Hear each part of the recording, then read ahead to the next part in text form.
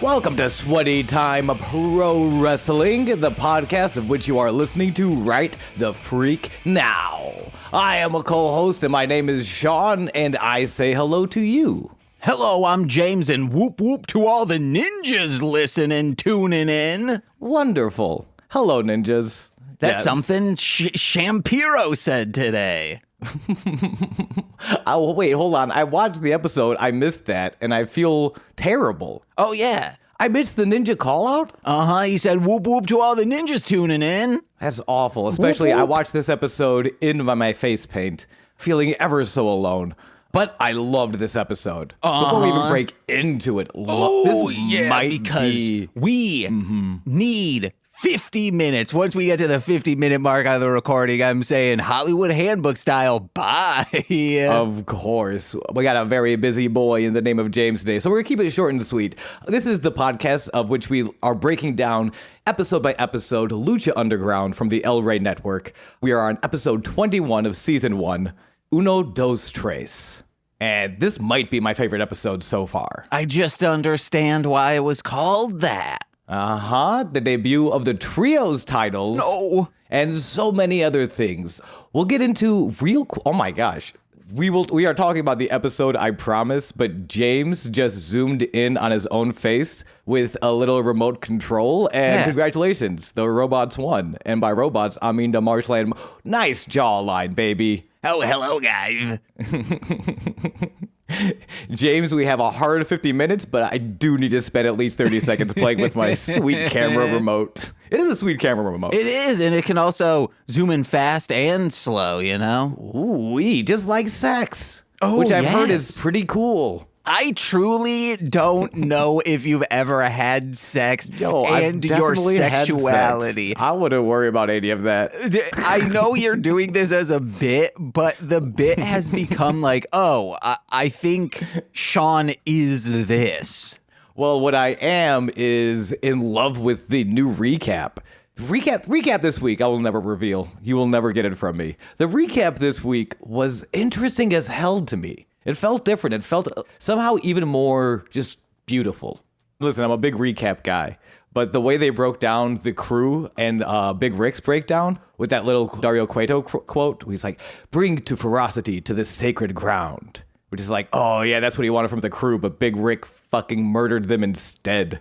Sean, this might be why you're not in a relationship, because when you Netflix and chill, you're binging a series, and every time the recap comes on, the other person's like, oh yeah, skip this. And you're like, no, man, I'm like a recap Randall over here. Listen, I wasn't a recap Randall before Lucha Underground. Okay. And I was even watching it this week, like, we'll probably skip the recap and a bunch of other stuff because we got a sharp time limit, but I will say the way they covered the Big Rick Cueto crew angle in this recap, I might have enjoyed more than the actual angle. Okay. Like, it was a good angle, don't get me wrong. It's just something about the way they recapped it this week. It was a little obtuse, if you ask me. Yo, I got a big obtuse, which is what I call a boner for it, if you ask me. I was, referencing different sorts of angles.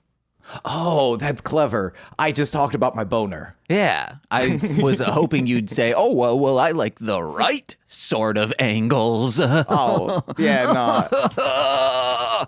Instead, I talked about my boner. Yeah, why not? This is the podcast, baby.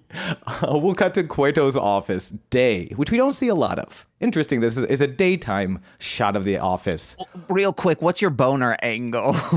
Right now, okay, so I'm still thinking about the recap. So I'm going to give it a strong 45 because we have so much episode to get to. Okay. But I'm hot. I'm hot off the bat. I'm getting ready for it. Mine's 0 degrees. It just shoots straight out. You're so... Wait, like when you have a boner or your boner right now? Okay.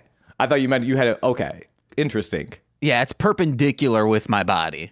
Oh, well, that's a normal... See, I'm thinking of it when you're lying down, which, like, if it was 0 degrees on a lie down... Oh, no, it's 90 degrees then. Damn. Okay, now I can properly picture your penis, as can all of our listeners. This 90-degree boner is made possible with 98-degree blood pumping through it. Ah, man, I wish I could name a single 98 Degrees song because that would get me hard. Say Nick Lachey on whatever reality show he's producing these days. Oh, I don't want to.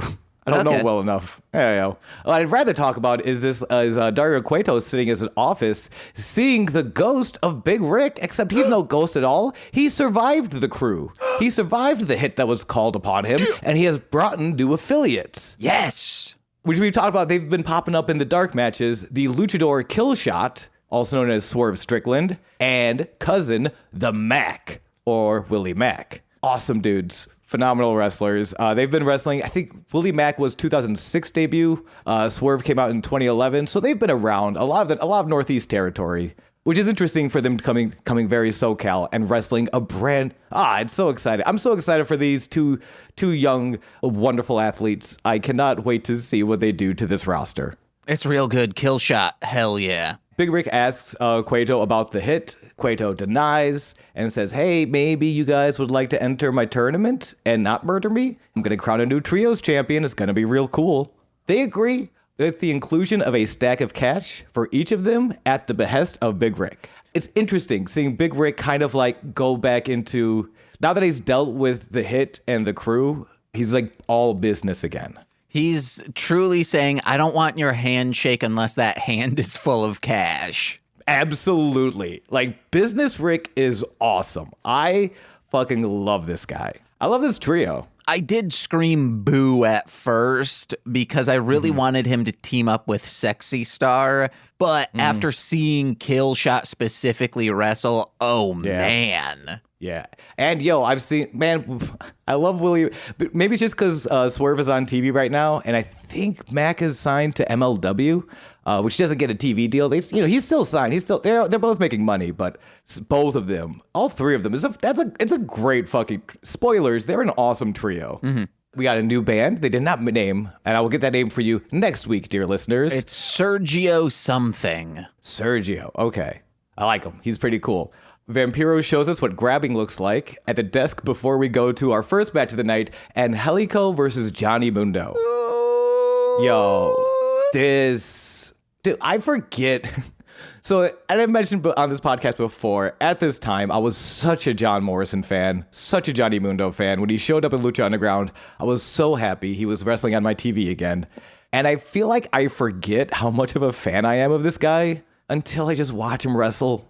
And so initial thoughts. Whoa. I would also like to say, Sean does not own a TV. Please say your computer monitor. No, man, I'll lie all the time. No. My big screen cathode ray TV, of which I play Super Smash Brothers from my Nintendo 64. Because I'm like, hey, you want to borrow this DVD? And he's like, I don't own a DVD player. No, I don't say it like that. It's a lot sadder. It's, I don't own a DVD player, mister. Could I have some more porridge? How can I watch Brigsby Bear, James, if I don't own a DVD player? Guys, watch Brigsby Bear. Nicole and I watched it Friday. Holy shit. Watch Brigsby Bear.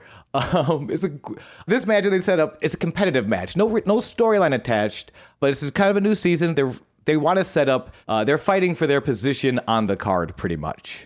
And everything about this match, something John Hennigan talks about in interviews a lot of times, is what he wants to do stylistically is to create a style that is an influence of things, including wrestling, but outside wrestling. Who is John Hennigan? I'm so sorry. Johnny Mundo. Okay, all right. Also known as John Hennigan. Sorry, I'm running through it. Thank you for keeping me honest.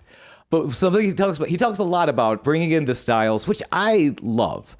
I think especially it's huge on comedy, huge on anything.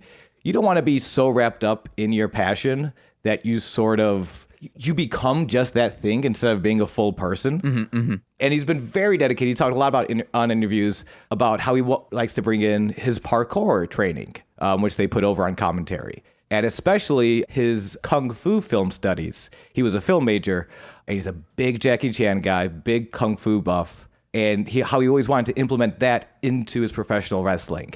And this match, I think, he succeeds in that goal so well of creating that style that is beyond wrestling. It is so many other things. And he's just like Jackie Chan, hardcore chauvinist. Wait, what? There's rumors that Jackie Chan's of like too much of a ladies' man. Can I tell you, I didn't know that. And when writing the notes this week, I was in such an internal debate of, do I just name drop Kung Fu films or do I name drop Jackie Chan? I spent such a long time debating whether or not to drop Jackie Chan, and I did, and I instantly regret it. Real quick, a director worked with Jackie Chan and hated every minute of it because Jackie Chan is so elevated. He wants to be a perfectionist so much so that he can be difficult to work with, which might be why he directs himself now. But yeah, the Gene Kelly effect. Because of that, he ended up making a movie that was clearly parroting Jackie Chan, and it was just a straight up fuck you movie towards this man. Was it good? I think like it's a good movie, and people debate on like, are these things true? The chauvinistic, or let's not say chauvinistic, even though people have thrown that word around. He is a poon hound. He wants to fuck. And yes, of course, like he's Jackie Chan, of course, if he can, like Tiger Woods style, he's going to. Until I heard about this, I wanted to fuck Jackie Chan. Yeah. And now I'm like, I don't know. I'm reconsidering it. But we'll call it the Kung Fu film influence.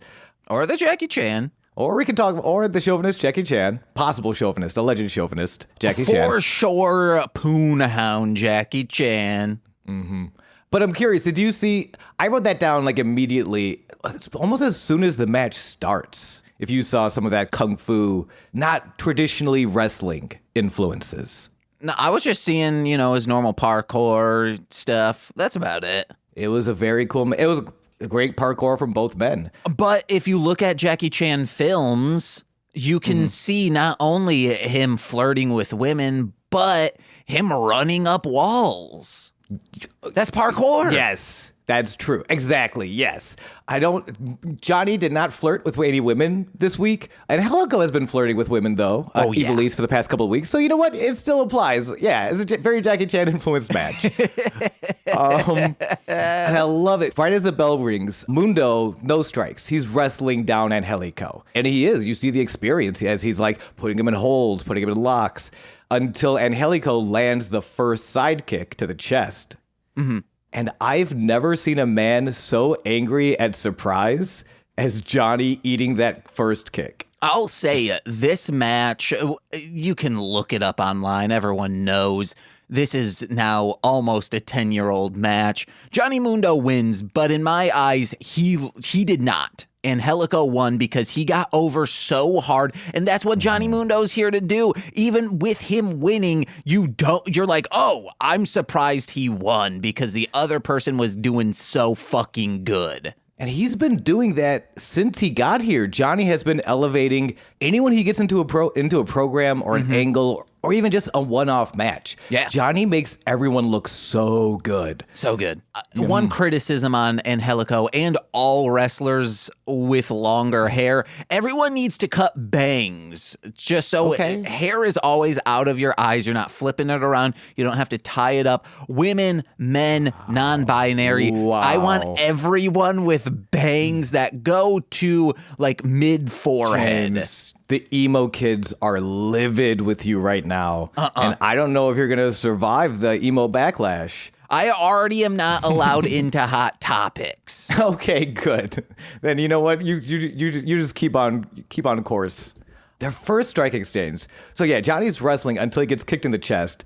So pissy, so angry. They go into this strike exchange that includes a Dragon Ball Z series of ducks and weaves and ends with Vampiro demanding Stryker give them a standing ovation.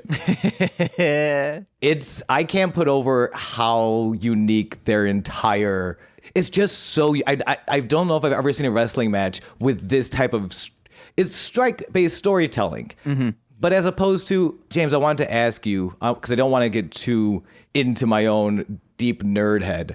Are you familiar with the idea of like a wrestling chop battle or back and forth. Where you slap a chest and it keeps going? Yeah. Yes. The famous examples are like Kobashi and Sasaki in Noah in 2005. They do that for like a full 5 minutes, and the crowd is on fire. It's a different style. Or in mixed martial arts, the pride fight between Fry and Takayama, where they just, it's pride, it's an actual martial arts, but the crowd was very dead, so they just go up to each other. It's like, hey, let's just fucking wail on each other. And zero technique, zero sort of dodging. They just punch each other in the head as hard as they fucking can. It's a lot of people's at least top 5 greatest fights of all time. That's a classic, and like I feel like enrooted in professional wrestling. This, I stand up, I absorb your blow, I give my own, back and forth, back and forth. This is so not that, and I love it. It's all about the kicks and the strikes, but also just as much the defensive footwork and the dodging that you don't see in those. It's about resilience in strikes in the the classic strike exchange. This is all like positioning and how best to dodge the attacks. And it feels like a kung fu film, and a wrestling match and an anime. It's awesome. I will say on the Jackie Chan of it all, you were saying he's not flirting with anyone. I forgot this is the match when Johnny climbs up and goes into the crowd. There is a woman just maybe 2 rows back. She is so giddy by the idea Johnny Mundo, John Morrison, Nitro style is so close to her. She's like, oh my God. God. That was me. I am that fan. I am like, because like, going back to the cage match, like shout out to Angelico who absolutely delivers and like definitely keeps up with him. But the way this match is also structured, if you're like a big story nerd, I think this match has something for you. If you're a big kung fu nerd, like this match has something for you. If you're like, this match has something for so many different people who aren't just wrestling fans. This story's so good, might as well call it the Bookmobile. Yeah, and the Bookmobile, the fact that the second act starts outside the ring, and they are just jumping off of everything and just trying to find a good way to jump off something wild and land their kicks. It's like I've never seen the story told through flying kicks like this, and I'm on my feet. If I booked wrestling, you know how they'll do, we're in a big old a bale of hay that's on a tractor being pulled. That was on one of those shitty WWE matches. I would, and we're going to go out and like, we'll be on monster trucks, that shitty WCW match. Shitty? Shut up, sir. Yo, I'm a giant guy. What can I say? I would book a match in a bookmobile, and it's just two dudes hitting each other with books, but it also promotes reading. Absolutely. That was the problem with that shitty WCW King of the Road bunkhouse barn burner match, where they're fighting on the back of a pickup truck covered in hay, but not a book to be seen. 0 books. But God, if you're into this one, they booked a match for greatness transitions. Johnny's positioning makes up for his less than long legs when he just roundhouse around the body of Angelico and catches him in the head to set up for a shining wizard. And like by that point, Angelico is always kind of fighting from underneath, but he's still fighting. He goes into a 4-pin exchange before double stomping his way out of a 5th to kind of get advantage, but it's an advantage of a double down. Like he got Shining Wizard in the head real hard. Mm-hmm. Eventually, Johnny blocks a Frankensteiner with a top rope powerbomb, hits his fin de mundo for the 3 at 7 minutes, 45 seconds. Wow. Mm-hmm. I feel bad. This match might be one of the big reasons this is my favorite episode so far. This is insane. Yeah, real good. Love it. I had one quote from Vampiro. He asked Stryker, have you had a lot of espresso? Or are you just on fire? He's loving this also so much so that generally he backs away and talks shit on Mundo, but he's like, man, I'm loving this. Yeah, he demands Stryker get on his feet. He says, "You son of a bitch, stand up for these two men because they're killing it in such a unique way." Yeah, like this is one of the things we talked about. I feel bad that this is your first wrestling because I don't know if anything will top it. It won't. This is truly the most. If you have friends that are like, "What is wrestling about?" This is one of the examples because it's so different, but it's so accessible. I think. We'll have to start getting niche with it of, hey, what does James like? He likes campy bullshit. Okay, Glow. He likes kaiju shit. Battle Kaiju. He likes pornography. Okay, there's probably some wrestling promotion. We'll watch, what's those ladies? Which ones? There are actually a lot of them. We'll do one of those that no one enjoys the wrestling on. There's actually, man, we can't get into it. And I also need to look up the name. But foreshadowing last episode, Sean.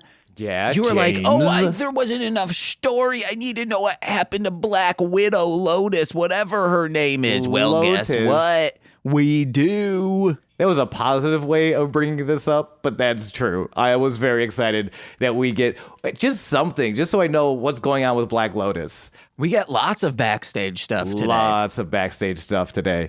She gives a little bit of a recap while she's writing in her diary. It's been 1 month since she's broken into Dario's prison of Matanza and was rescued via kidnapping. Matanza, famously the man who destroyed everything she loved. The kidnapping, as we find out, is from El Dragon Azteca, a descendant of one of the original Aztec tribes, and was there the day Matanza killed everyone she loved. Do you think Black Lotus has Stockholms? I mean, it's for a reminder for everyone. She broke into the prison. She stole the key. She broke into the prison. She found Matanza, and then she was bagged from behind, tied up, taped up, and shoved in the back of a car. I'll say I love this training sequence when it's just them in silhouette, just training to psychedelic surf rock. It reminds me a lot of, a James Bond of the era from like 60s and 70s, but also for some weird reason, it was giving off Godzilla versus Gigan vibes. I believe that. Oh no, Godzilla versus Hedorah, sorry.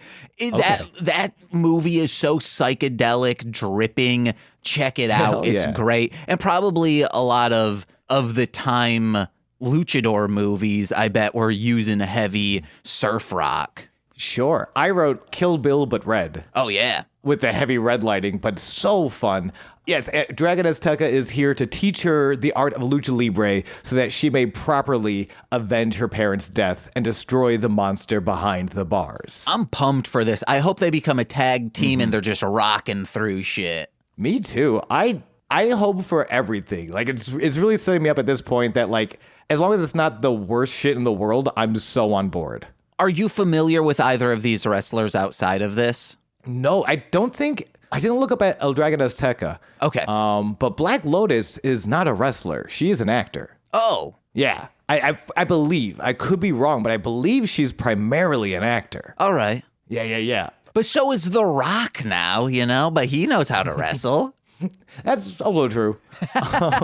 That's also true. Watch Young Rock, guys. I'm finished with it now. Yeah, and watch out when you get into the temple locker room because you never know who's hanging out by the mirror.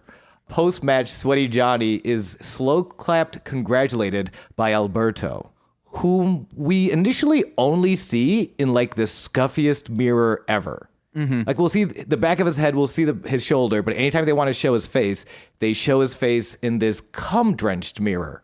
This mirror has been through the jar with the My Little Pony, okay? Oh, yeah. It's a nasty mirror. But he's slow clapping him. He said, great match. We finally get a shot of Alberto's face when Johnny, accepting Alberto's handshake, calls him out for only fighting guys he's already beat. Yeah, Johnny heating on him. In such like a cool way of like, hey, man, thanks for congratulating me. When are you going to stop being such a bitch? Yeah. Like, it's so fucking neat. And then there's a long tension, like a super long silence that Johnny finally breaks by saying, JK, I'm just kidding with you. I'm just having fun. I'm just goofing on you. Alberto says, yeah, I forgot Johnny's sense of humor. In fact, I forgot about you. I thought you quit wrestling.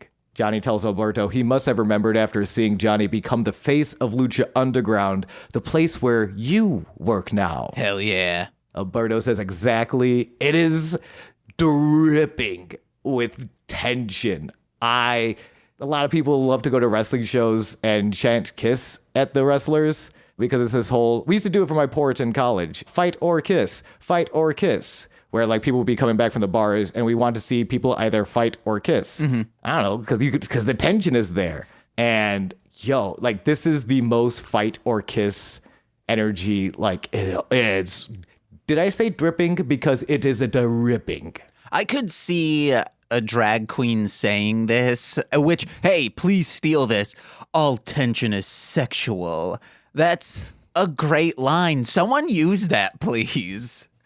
Oh, and I do stand corrected. She is an actor and a wrestler. She is The Rock. Oh, hell yes. I can't wait till we get young Black Lotus. About damn time, you cowards. Oh, yeah, she worked as Savannah in the new ECW as a backstage interviewer. Okay. So wrestling adjacent. EC-Dub. The real EC-Dub. Yeah, of course. I love WWE EC-Dub. It's the only one that counts. Yeah. Get out of here, Sandman. Oh, yeah. Oh, we get barely legal. Get out of here. What we want is December to dismember. Well done. It is their only pay-per-view. Yay. And the best one. Because it is their only one. Yes.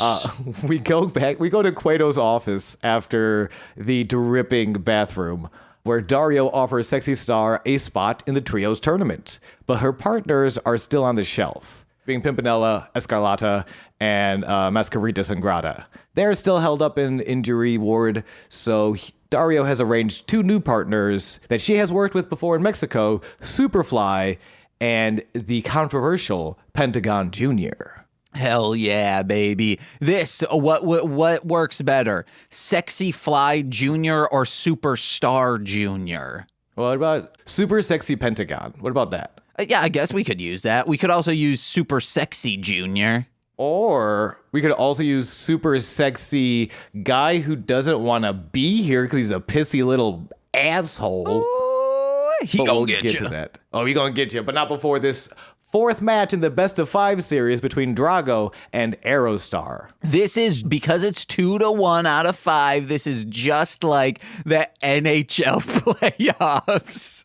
Yeah! This is just like... Wait, right now? The playoffs are right now? No, Stryker says that.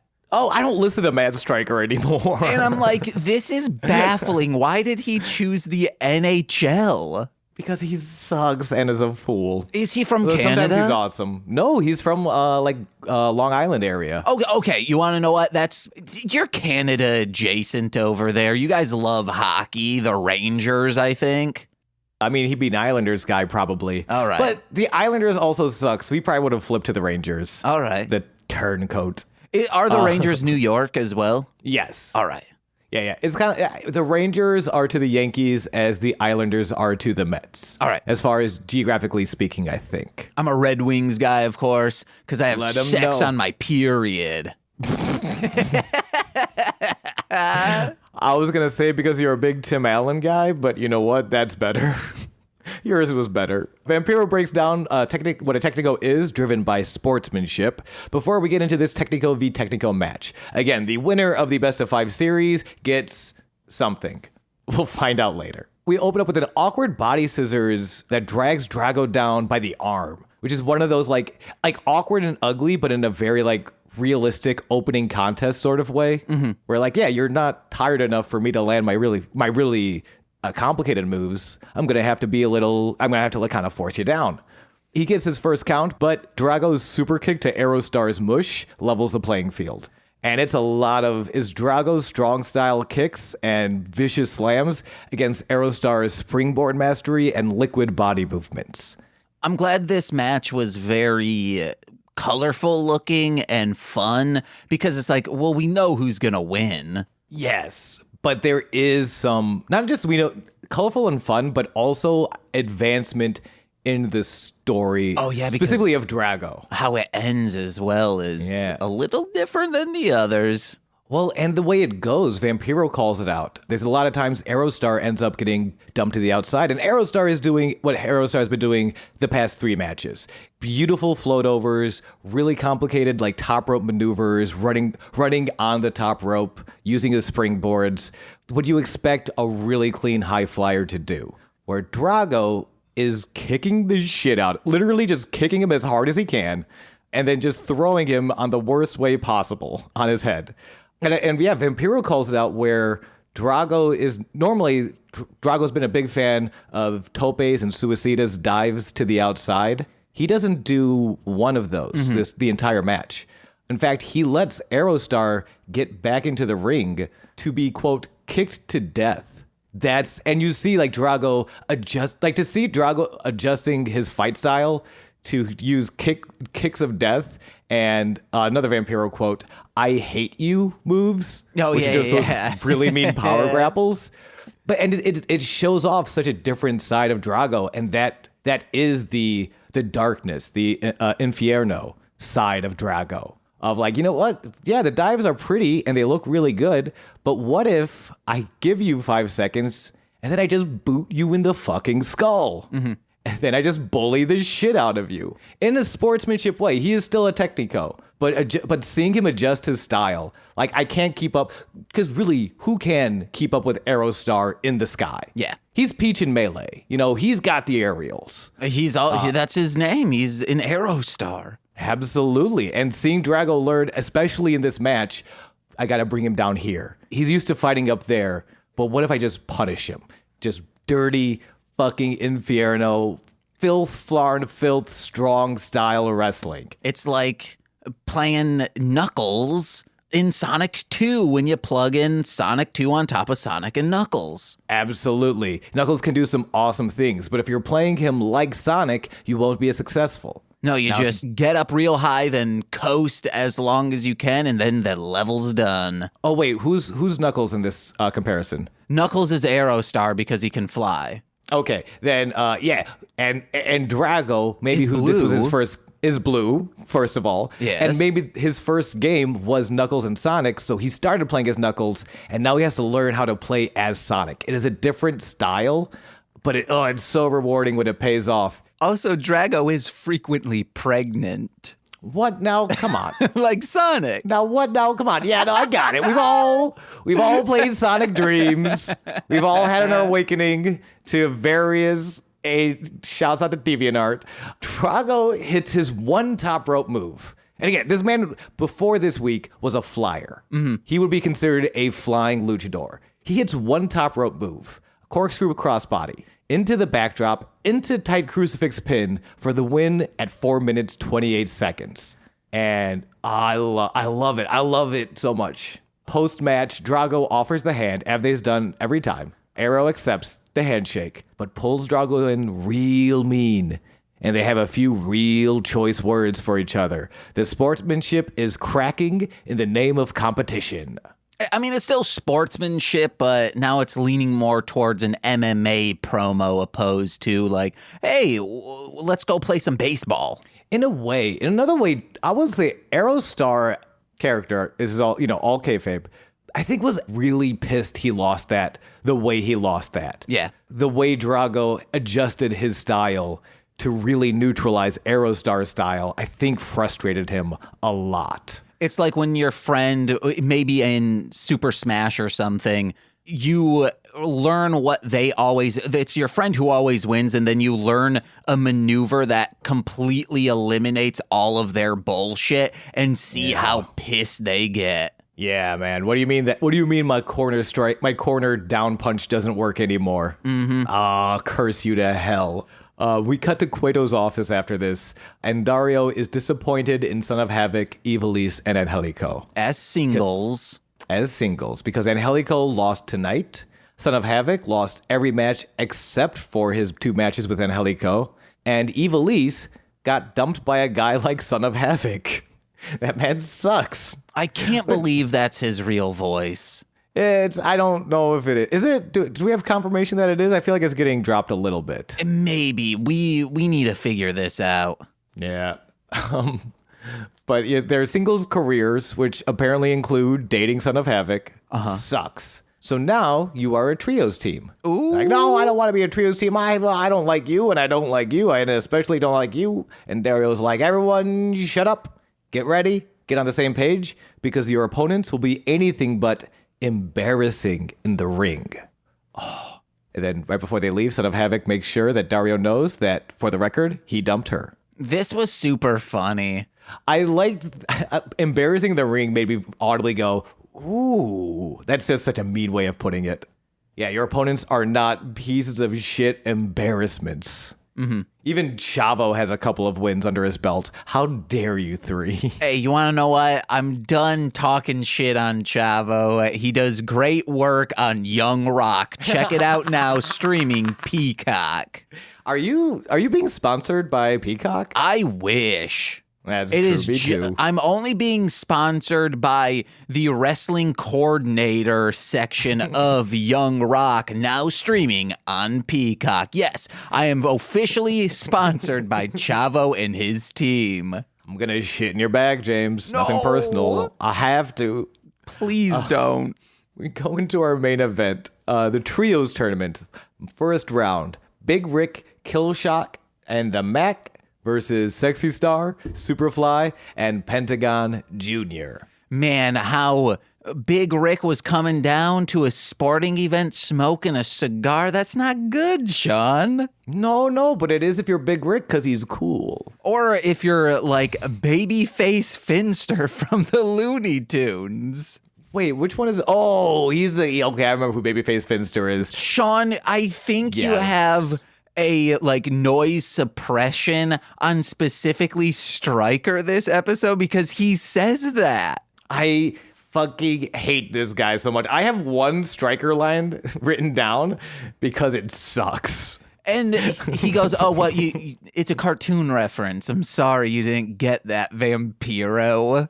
Do you think Vampiro might just have been a big Hanna-Barbera guy, so he wasn't real up on his Looney Tunes? I hope so. Me too. Shouts out to Quick Draw. Yeah, the first trio, Big Rick, Killshot, Mac, they all enter together. They are a tight unit. Sexy Star and Superfly enter together. However, Pentagon enters alone, and Penta as hell. Before the match, he gets a microphone and he makes a little prayer. He prays to the master that despite his weak partners, he will bring back the trio's titles. Penta, you pissy little bitch. I love you so much. Cero miedo for life. Well, so Pentagon speaking full Spanish and says something along the lines of like, hey, these two suck ass. I'm going to bring single-handedly this trio's belt. I'm going to wear all of them. And when he says like, these two suck ass, again, in full Spanish, a man who sounds like he's from Minnesota in the crowd says, hey, come on now. And then throughout this entire match, that same man in the right side of my headphones, when Sexy is just being chopped on, he says, that's not right, man. And then later on to Pentagon, when he's about to like break someone's arm, goes, hey, come on, Pentagon. I also listen. I didn't hear a single ounce of Striker commentary. I do have all of that, guys. Hell yeah, Minnesota guy is a legend, and you know what? I agree with them. Pentagon he's being a little pissy in this, and he probably shouldn't chop Sexy Star right between the teats. Maybe, I mean, no, actually, shouts out to Killshot because he did land that chop perfectly, and it was so good. But yeah, Minnesota guy. But as they're talking, Vampiro starts explaining the difference between trios and triple matches and the history of that. And I love this about Vampiro. You think he's just this weird goofball, but his knowledge, which he is. Yes, he is, but his knowledge is so vast. It's like when I went on the Rom Complex, and at the end I just like said this after just being a maniac weirdo, I was like, oh hey, here's like very poignant relationship advice. Oh my gosh, we get it. You were on the ROM complex and I was not. It's fine. I'm over it. But for true. And I mean, and to be fair, Stryker, when he doesn't say things like Big Rick, the quote, one-eyed Terry Crews, which is like, what does that mean? Why? Brooklyn Nine-Nine was super popular right now. Shout out to Brooklyn Nine-Nine. It's a great show. Maybe it was. I don't know. But when he's not, Stryker also being very informative, and I think not as much into the history, but very much like understanding. Like he's the one that explains why Angelico and Mundo are fighting. That this is a competitive match to determine placement on the card. This is not every match needs to be a 10-month build storyline. Mm-hmm. Sometimes it's just a competition. This is a sports show. And I love that. I love both of these guys when they're not being creepy goofballs. Yeah. Yeah. This match is fun. But he explains it as trios were invented around 100 years ago when wrestling in Mexico and South America was... Specifically, he calls out CMLL. Saying there wasn't enough work or enough matches for all the wrestlers. So instead, they're like, hey, let's do trio matches, 6-man matches, tag team style, so everyone has work. And to that I say, sounds a bit like socialism, if you ask me. I mean, wait till you hear how New Japan will use their multi-man matches, where the big thing is so that their main event stars can go 30 minutes, 45 minutes, and do just crazy athletic, dangerous things because they're not wrestling in a lot of singles. It's usually, you throw more bodies at it, you take less bumps, and that's socialism, baby. Yeah. But you also get there is a style to trios. In AEW, they just debuted their trios titles, and we're seeing, we got done with the best of 7 series between the Elite and Death Triangle. And there is such a high octane Fast and Furious 7 vibe to trios matches that you really don't get in any other form with just so many bodies. On that Death Triangle, what are the boner angles looking like? Well, Death Triangle is Pac, Ray Phoenix, a.k.a. Phoenix, and Penta, a.k.a. Pentagon Jr. Whoa! So all those boner angles way up in my book. Top of the charts. Strong angles. I love me some Phoenix and Penta, even if he's a pissy little bitch here. Okay, I have one main note for this match, and it's when our super sexy junior, whatever we're calling them, they finally get the upper hand, and Pentagon's like, okay, I'll work with you guys a little bit, and they set up this Marvel Ultimate Alliance style combo of sexy running at him, then her being hoisted up so high to get kill shot, I believe, who is sitting on the top ropes. She is on his shoulders now and thwips him down, to which Frankensteiner, hell yeah. And then Superfly comes and does some cool crazy shit too. Beautiful frog splash. It is an awesome, it's an awesome sequence that is set up so beautifully because that is the first time they work together as a trio, which you mentioned. Mm-hmm. Before that, it's Pentagon being real pissy, not really taking tags. The one time he does throw his hand out to get tagged in, Sexy Star denies him, and they finally get it all together. They put together that beautiful sequence, and Big Rick breaks it up at 1. It's a 1 count before Big Rick just clubbers the shit out of Superfly going for this pin. Should have been disqualified. Wait, why? He's in the match. What? He wasn't tagged in, though. Trios also operate, specifically Mexican trio matches, they're a little looser with their tag rules. No. And a lot of times this is accurate. And I wanted to talk about this. I'm not going to have it. And you're being a little, just to expand your mind, if you're only familiar with American style wrestling, this is a difference in trios matches where if everyone else is on the outside and you're the only member of your team in the ring, you assume the legal participant, which is cool. And it's one of those things that lets the matches be as high paced and as go as trio matches are known to do, which we see in this match. I don't even like it in triples matches when someone gets tagged in and there's two people and they do a maneuver together. I don't like that either. Tag team moves? Yeah, I don't like that. You don't like tag team moves? Because that person should be outside of the ring. He has a 5 count. No, Then 1, 2, 3, 4, 5. Get out of here. Oh my. Make me a referee, okay? I'm so upset because there are actual, I'm going to put big quotes, fans who are like that. And it's like, I get it if you like a real slowed down, grindy style match. But like, also, there are people out here who love the trio styles, who love fast paced action. And let us have fun. Let us have fun. Let us have fun, you grumpy Gus. Okay, here's what we need. In the day and age... What you need, sir. No, I think everyone would benefit from this. Keep it as is. However... if this turns into a Dominator pitch, I'm going to be so upset. This is a for real thing. In a day and age when the NFL can just put... as if it's painted on the field, all these markers that are done digitally, I want something done digitally so I know who is the like live person, who is the current people tagged, because now I'm like, well, who can pin who right now? That's pretty cool. That would be pretty cool. And again, I think you could do that. But it is important, I think, if you're a newer watcher, to trios matches, because we never had really trios divisions in America.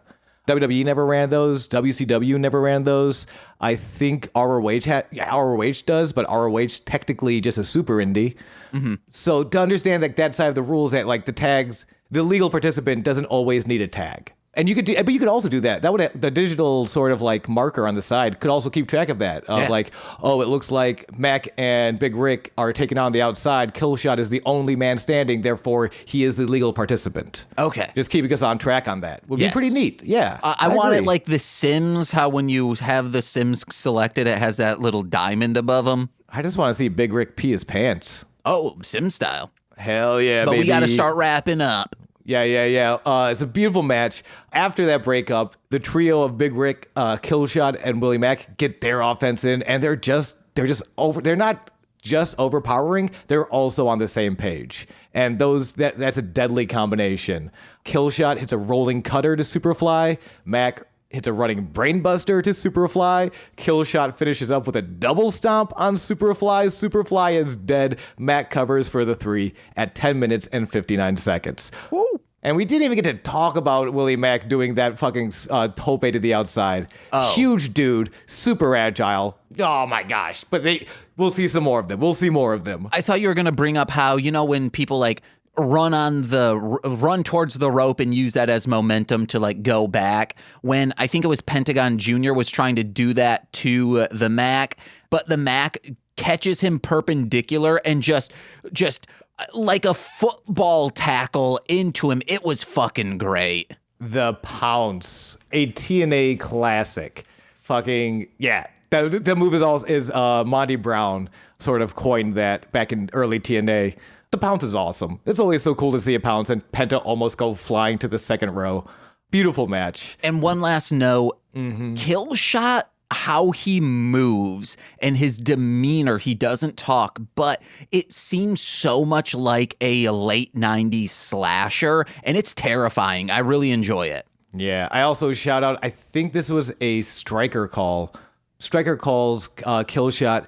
The way he moves into offense and defense, the way he swerves into those positions, which is a fun shout out because he has been using swerve at that time in the indies. Like he's like a little shout out to the wrestler under the mask. Hell yeah. Which I love. Sometimes they're great. Post-match, Penta sneaks back into the ring and a reminder, Superfly is dead.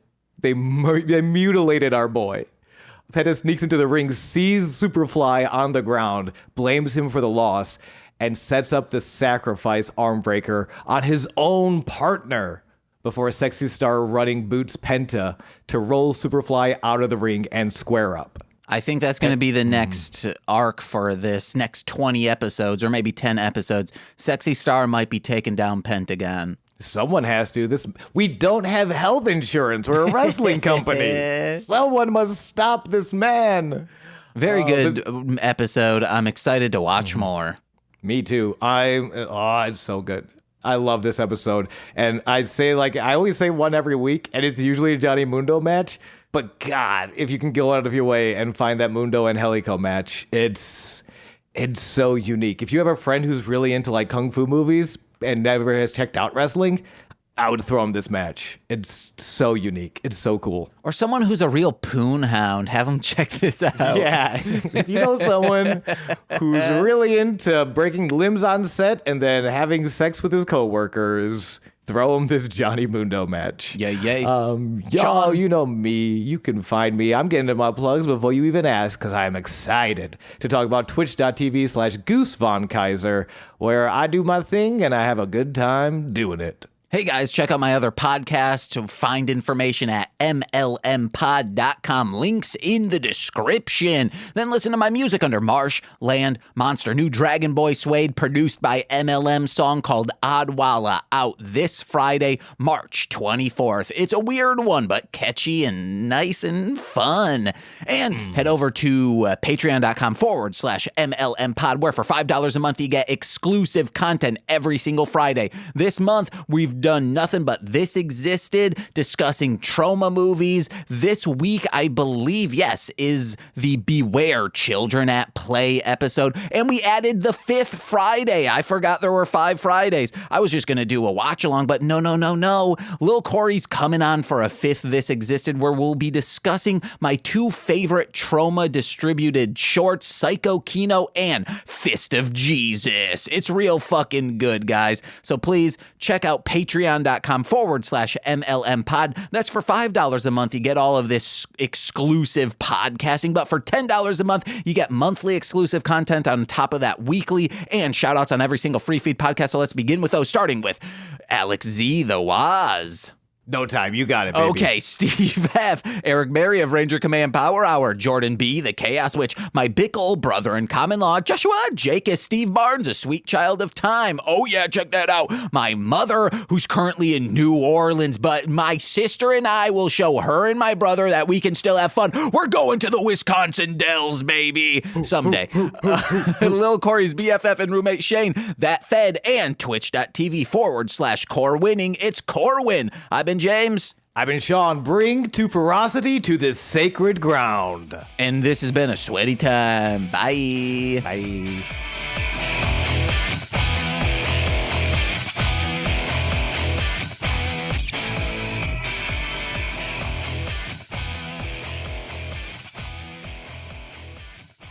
Oh, yeah.